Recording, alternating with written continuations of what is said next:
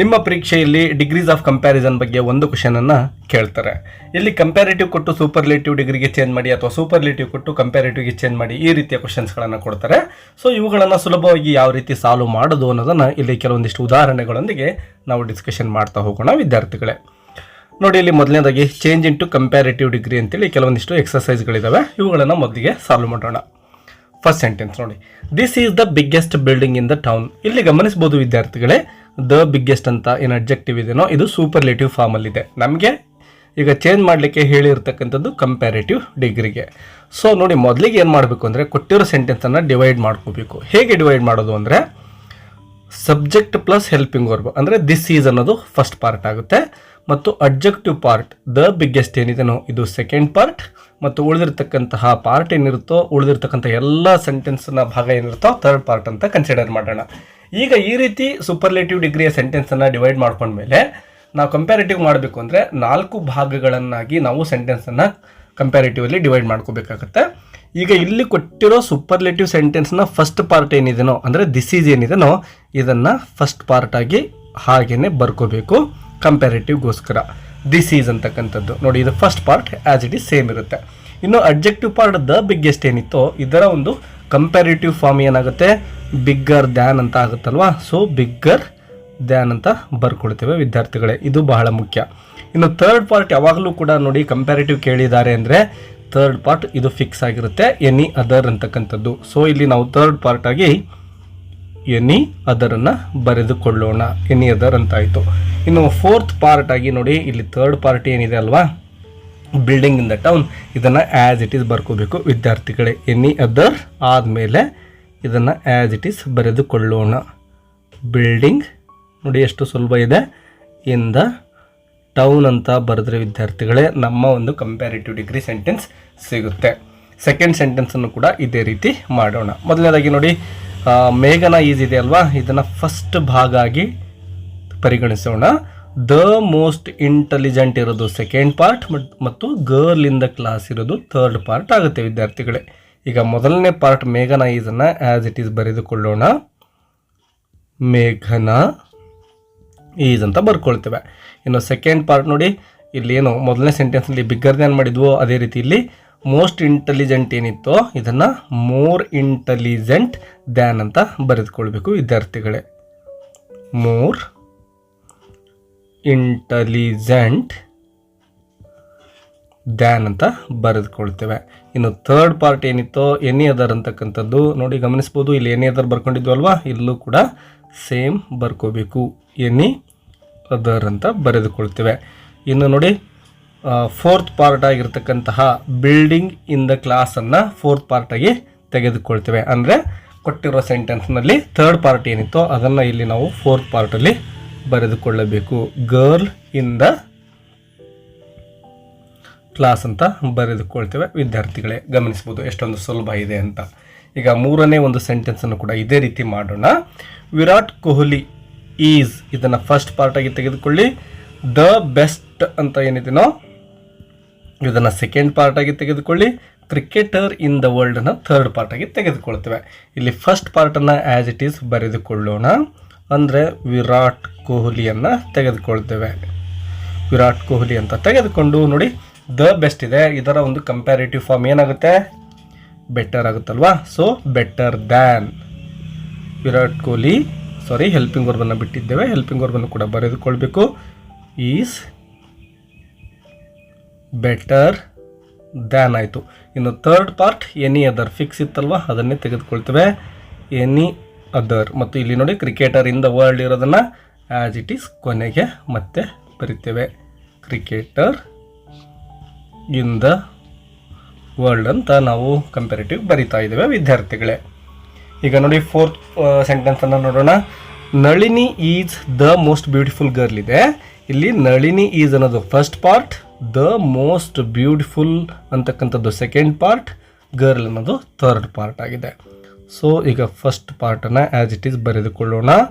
Nalini is ಅಂತ ಆಯಿತು. The most beautiful ಇರೋದನ್ನು ನಳಿನಿ ಈಸ್ ಮೋರ್ ಬ್ಯೂಟಿಫುಲ್ ಅಂತ ಚೇಂಜ್ ಮಾಡಬೇಕು ವಿದ್ಯಾರ್ಥಿಗಳೇ. ಮೋರ್ ಬ್ಯೂಟಿಫುಲ್ ಮತ್ತು ಥರ್ಡ್ ಪಾರ್ಟ್ ಫಿಕ್ಸ್ ಏನಿತ್ತೋ ದ್ಯಾನ್, ಮೋರ್ ಬ್ಯೂಟಿಫುಲ್ ದ್ಯಾನ್ ಆದಮೇಲೆ ಎನಿ ಅದರನ್ನು ಬರೆದುಕೊಳ್ತೇವೆ. ಎನಿ ಅದರ್ ಕೊನೆ ಪಾರ್ಟ್ ಗರ್ಲನ್ನು ಇಲ್ಲಿ ಬರಿತಾ ಇದ್ದೇವೆ. ನೋಡಿ ಯಾವ ರೀತಿ ಫೋರ್ ಪಾರ್ಟಾಗಿ ಮಾಡಿದ್ದೇವೆ.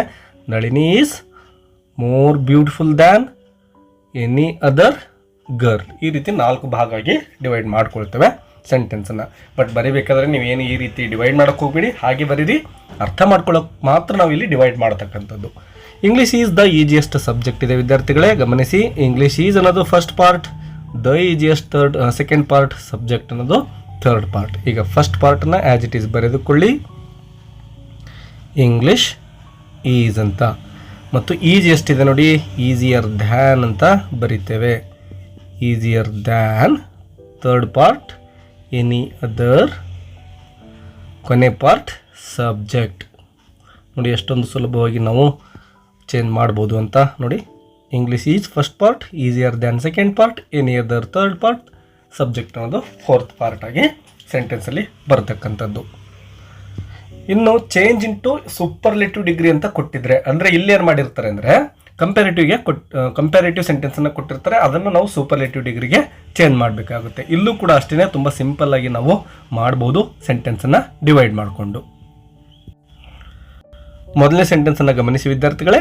Don Anselmo was older than any other man in the village ಅಂತ ಇದೆ. ಇದನ್ನು ಕೂಡ ನಾವು ಡಿವೈಡ್ ಮಾಡ್ಕೊಳ್ಳೋಣ.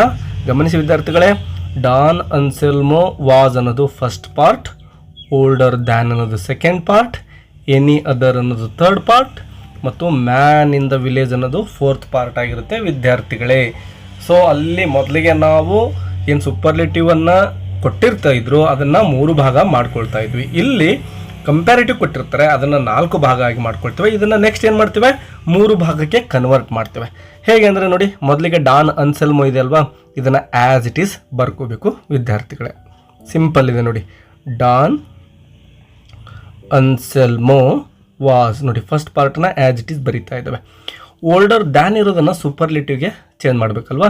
ಸೊ ಓಲ್ಡರ್ ಇರೋದೇನಾಗುತ್ತೆ, ದ ಓಲ್ಡೆಸ್ಟ್ ಆಗುತ್ತೆ ವಿದ್ಯಾರ್ಥಿಗಳೇ. ದ ಓಲ್ಡೆಸ್ಟ್ ಡೆಫಿನೆಟ್ ಆರ್ಟಿಕಲನ್ನು ನೀವು ಸರಿಯಾಗಿ ಗಮನಿಸಬೇಕು ವಿದ್ಯಾರ್ಥಿಗಳೇ, ಬಿಡೋ ಹಾಗಿಲ್ಲ. Don Anselmo was the oldest. ಕೊನೆ ಪಾರ್ಟ್ ಏನಿದೆನೋ ವಿದ್ಯಾರ್ಥಿಗಳೇ ಅದನ್ನು ಮಾತ್ರ ಬರೀಬೇಕು. ಇಲ್ಲಿ ಥರ್ಡ್ ಪಾರ್ಟನ್ನು ಎನಿ ಅದರ್ನ ಬಿಟ್ಬಿಡ್ತೇವೆ. The oldest man in the village.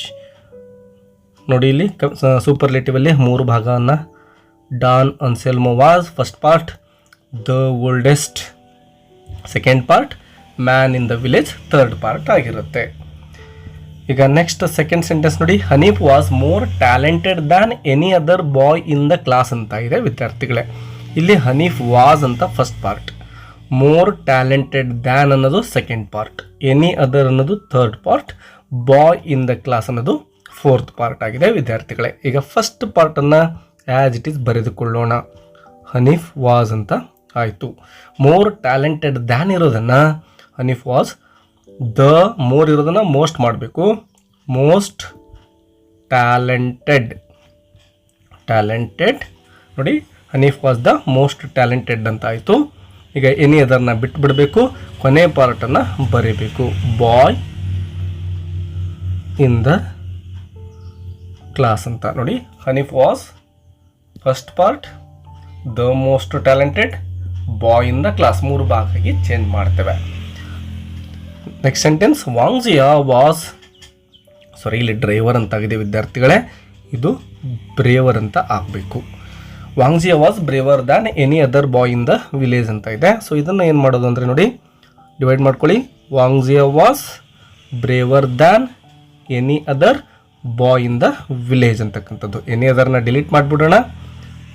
ಈಗ ಫಸ್ಟ್ ಪಾರ್ಟನ್ನು ಆ್ಯಸ್ ಇಟ್ ಈಸ್ ಬರೆದುಕೊಳ್ಳೋಣ. ವಾಂಗ್ಜಿಯಾ ವಾಸ್ ನೋಡಿ, ಬ್ರೇವರ್ ದ್ಯಾನ್ ಅಂತ ಇದ್ದದ್ದನ್ನು ನಾವು ದ ಬ್ರೇವೆಸ್ಟ್ ಅಂತ ಬರೆದುಕೊಳ್ತೇವೆ. The bravest. ಮತ್ತು ಕೊನೆ ಪಾರ್ಟ್ ಏನಿದೆನೋ ಆ್ಯಸ್ ಇಟ್ ಈಸ್ ಬರೆದುಕೊಳ್ಳಿ. Boy in the village. ನೋಡಿ ಎಷ್ಟೊಂದು ಸುಲಭವಾಗಿ ನಾವು ಈ ಒಂದು ಮೆಥಡನ್ನು ಫಾಲೋ ಮಾಡಿಕೊಂಡು ಸೂಪರ್ಲೇಟಿವ್ ಅಥವಾ ಕಂಪ್ಯಾರಿಟಿವ್ಗೆ ಚೇಂಜ್ ಮಾಡ್ಬೋದು ಅಂತ. ಈಗ ಫೋರ್ತ್ ಸೆಂಟೆನ್ಸ್ ನೋಡಿ, Ganga is longer than any other river in India ಅಂತ ಇದೆ. Ganga is first part, longer than second part, any other third part, river in India fourth part. First ಪಾರ್ಟ್ನ ಆ್ಯಸ್ ಇಟ್ ಈಸ್ ಬರೆದುಕೊಳ್ಳಿ. Ganga is longer than ಇರೋದನ್ನು the longest ಅಂತ ಬರೀತೇವೆ. The longest. Second part ಆಯಿತು. Third part ಏನೇ ಅದರ delete ಮಾಡಿ river in ಇಂಡಿಯಾವನ್ನು ಕೊನೆ ಪಾರ್ಟನ್ನು ಆ್ಯಸ್ ಇಟ್ ಈಸ್ ಬರಿತಾ ಇದ್ದೇವೆ. ನೋಡಿ, Ganga is the longest river in India ಅಂತ ಸೆಂಟೆನ್ಸ್ ಬದಲಾಗಿರೋದನ್ನು. ಈಗ ಕೊನೆ ಎಕ್ಸಾಂಪಲ್ ನೋಡಿ ವಿದ್ಯಾರ್ಥಿಗಳೇ, Ashoka was greater than any other ancient king in India ಅಂತ ಇದೆ. ನೋಡಿ, ಈ ಎಕ್ಸಾಂಪಲ್ ಆದಮೇಲೆ ನಿಮಗೆ ಒಂದು ಎಕ್ಸಸೈಸ್ ಕೊಡ್ತೇನೆ, ನೀವು ಅದನ್ನು ಸಾಲ್ವ್ ಮಾಡಿ ಕಮೆಂಟ್ ಬಾಕ್ಸಲ್ಲಿ ಕಮೆಂಟ್ ಮಾಡಬೇಕು. ಸೊ ಈ ಸೆಂಟೆನ್ಸ್ನ ಯಾವ ರೀತಿ ಮಾಡೋದು? Ashoka was first part greater than second part, any other third part, ancient king in India ಕೊನೆಯ ಪಾರ್ಟ್ ಆಗಿದೆ. ಮೊದಲಿಗೆ ನಾವು ಫಸ್ಟ್ ಪಾರ್ಟನ್ನು ಆ್ಯಸ್ ಇಟ್ ಈಸ್ ಬರೆದುಕೊಳ್ಳೋಣ ವಿದ್ಯಾರ್ಥಿಗಳೇ. ಅಶೋಕ ವಾಸ್ ಅಂತ ಆಯಿತು. ಗ್ರೇಟರ್ ದ್ಯಾನ್ ಇರೋದನ್ನು ದ ಗ್ರೇಟೆಸ್ಟ್ ಅಂತ ಮಾಡ್ತೇವೆ. ಗ್ರೇಟೆಸ್ಟ್ ಏನೇ ಅದನ್ನು ಬಿಡಬೇಕು. Ancient king in India as it is ಬರಿತಾ ಇದ್ದೇವೆ ವಿದ್ಯಾರ್ಥಿಗಳೇ. ಸೊ ನೋಡಿ, Ashoka was first part, the greatest second, ancient king in India third part. Ashoka was the greatest ancient king in India ಅಂತ ನಮಗೆ ಆನ್ಸರ್ ಸಿಗುತ್ತೆ ವಿದ್ಯಾರ್ಥಿಗಳೇ. ಈಗ ನೋಡಿ ವಿದ್ಯಾರ್ಥಿಗಳೇ, ಇಲ್ಲಿ ನಿಮಗೆ ಒಂದು ಎಕ್ಸಸೈಸ್ ಕ್ವಶನನ್ನು ಕೊಡ್ತಾ ಇದ್ದೇನೆ, ಇದನ್ನು ನೀವೇ ಸಾಲ್ವ್ ಮಾಡಬೇಕು. Manoj is taller than